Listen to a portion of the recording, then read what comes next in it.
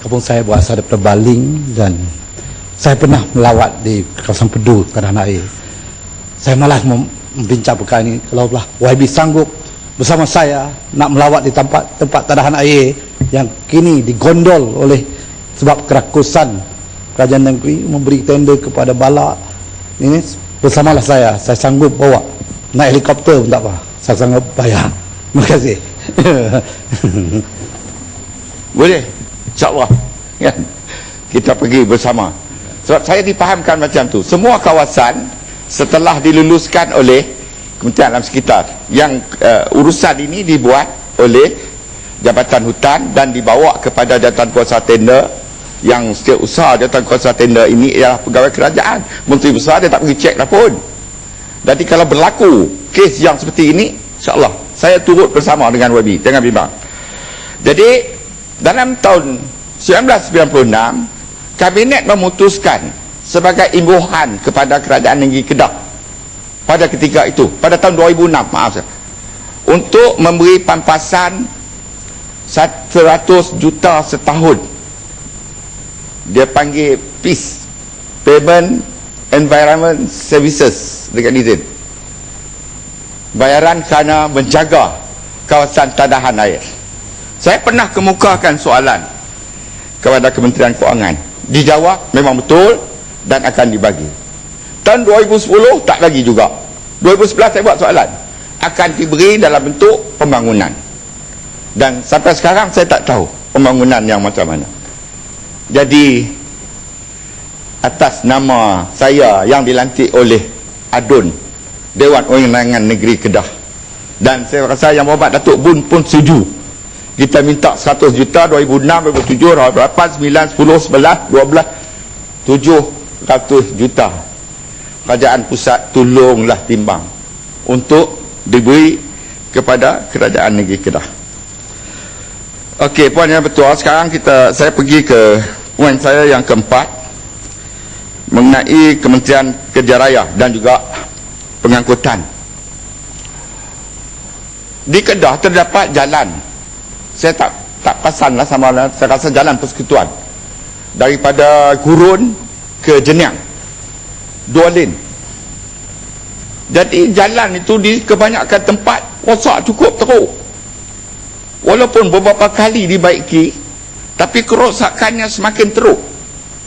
Dan begitu juga banyak lagi jalan-jalan lain yang tak dapat saya beri contoh semua. Dan saya merasakan, sebab saya bukan ahli dalam bidang itu, saya merasakan bahawa pembinaan jalan itu speknya tidak diikuti sepenuh oleh kontraktor yang terlibat. Maka sebab itulah berlaku kerosakan walaupun jalan itu masih baru. Jadi saya nak minta lah kepada kementerian yang berkenaan supaya dalam hal pembinaan jalan raya ini kita kena ikut spek yang cukup bagus. Saya menjadi pengurusi, Datuk pun tahulah, kepada satu JSC yang kerja dia buat jalan, jual batu. Dan kita buat satu jalan di dalam daerah Baling, engineer dia tu cukup tegas sampai pengurus besar GLC ni mengadu kepada saya, payah berkira lah apa semua. Saya kata dia bagus.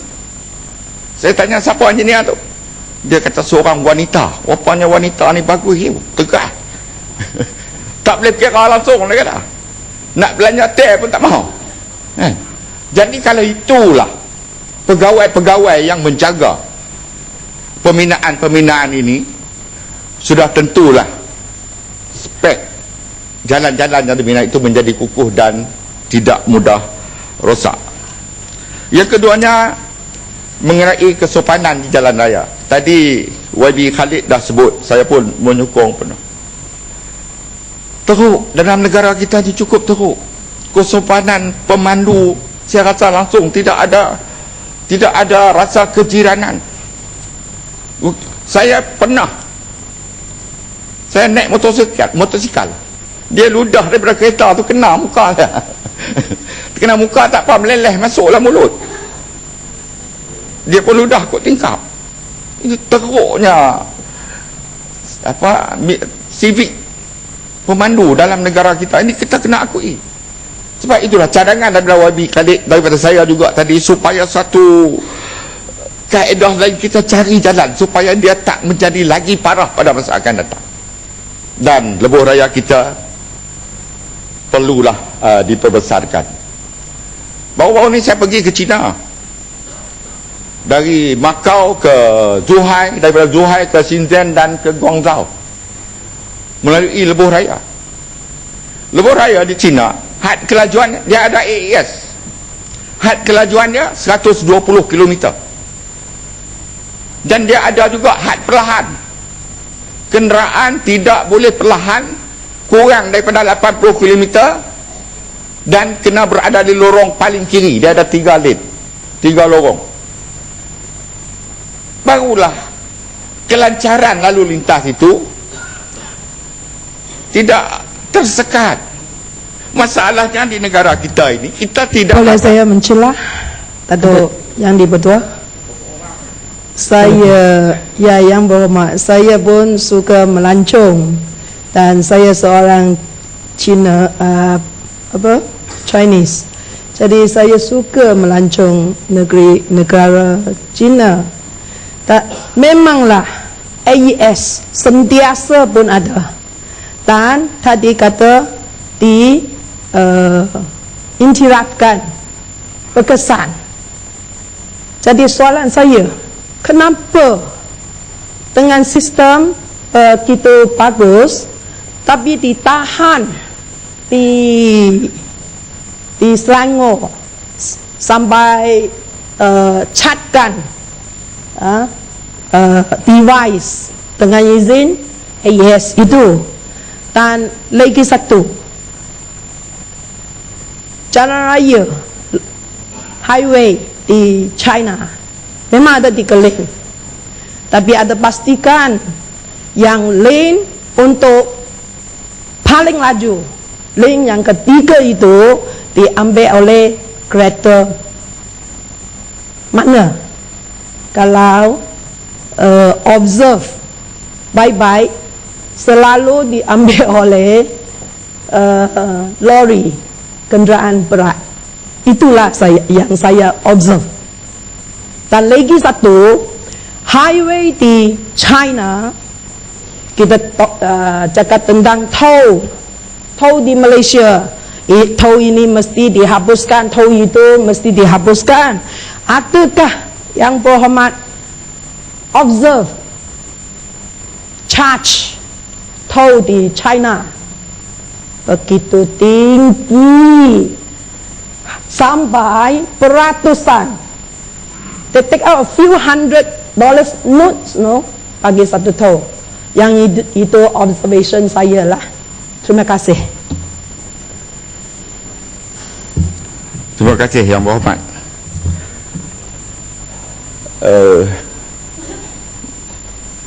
Masalah tol di China, saya tak ingat berapa, tapi memang kadarnya agak lebih tinggi. Cuma dia bukan swasta, dia kerajaan. Makna tinggi ke rendah, dia akan mendapat hasil dia itu kepada kerajaan. Okey, AES, memang saya nak ke situ Yang Berhormat. Saya sebenarnya cukup setuju dengan AES, bukan saya tak setuju. Tapi persoalannya, yang pertama, had kelajuan yang dikenakan itu terlalu rendah.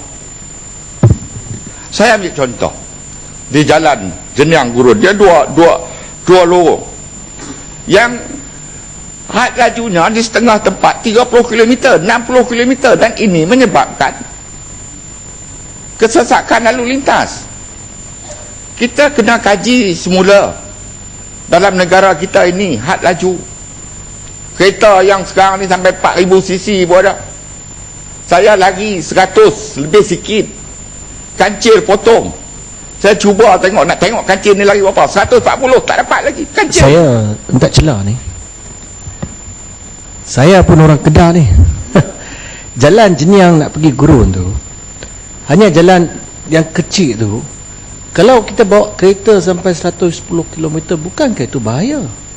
Saya pun tak begitu faham dengan penjelasan YB tadi, yang kelajuan 60 km tu terlalu rendah, dan kalau berikan peluang kepada orang dengan kereta besar membawa begitu laju sekali di kawasan kampung.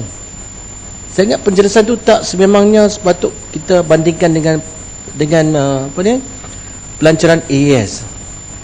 Apakah pendapat YB?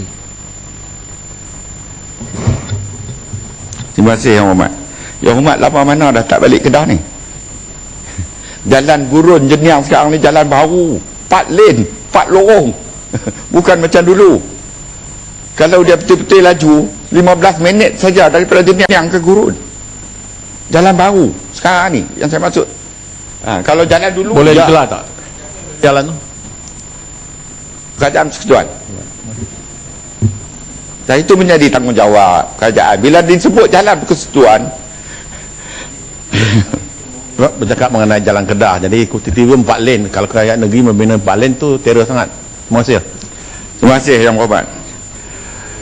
Saya rasa tak payahlah disindir saya macam tu, sebab hasil kerajaan negeri terhad sangat. Hasil bumi,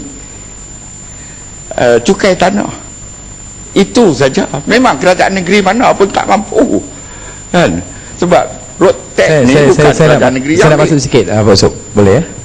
Sila. Bercakap tentang sebesar mana Kedah dan sebagainya ni, saya nak bagi example, dan ternyata ada dalam audit kita dan sebagainya, dan juga melalui laporan apa ni, income tax.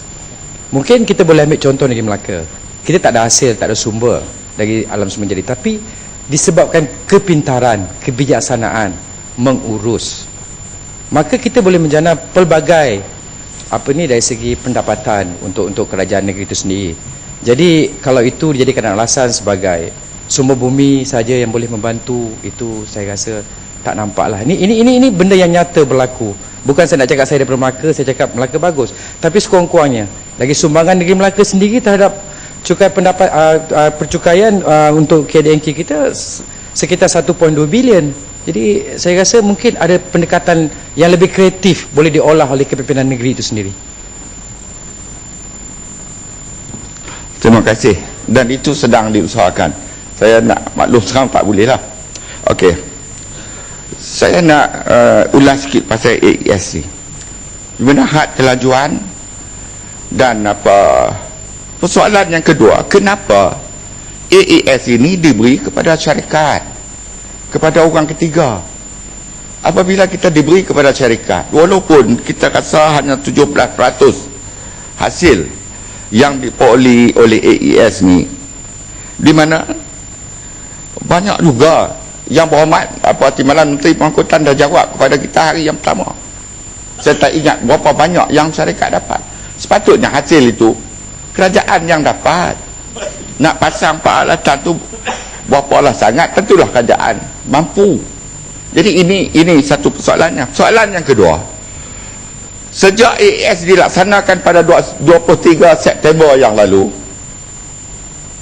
daripada 200,000 lebih saman yang tidak dibayar itu, saya dipahamkan sebahagian besarnya tidak membayar saman, yang apabila tidak dibayar selama 2 bulan mereka akan dibawa ke mahkamah. Saya dapat maklumat, sama ada betul atau tidak, saya nak minta penjelasan kementerian yang berkenaan. Pada hari pertama, berapa kes perbicaraan mengenai AES ini di mahkamah-mahkamah, khususnya di seluruh Lembah Kelang yang dipasang AES itu? Saya dipahamkan hampir 100. Hari yang datang cuma 30-40 orang. Hari keduanya hampir 1,000. Hari yang ketiganya 1,000 lebih. Bagaimana kerajaan nak menyelesaikan 200,000 lebih kes ini di mahkamah yang juga mempunyai kes-kes yang lain, yang mana menunjukkan kepada kita ramai yang tidak membayar denda ini. Dan sehingga sekarang, daripada tarikh yang berhormat Timbalan Menteri Pengangkutan jawab itu, saya rasa kes saman ini tentu bertambah. Dan saya nak minta penjelasan kerajaan, bagaimanakah nak menyelesaikan kes-kes ini yang begitu banyak dibawa ke mahkamah.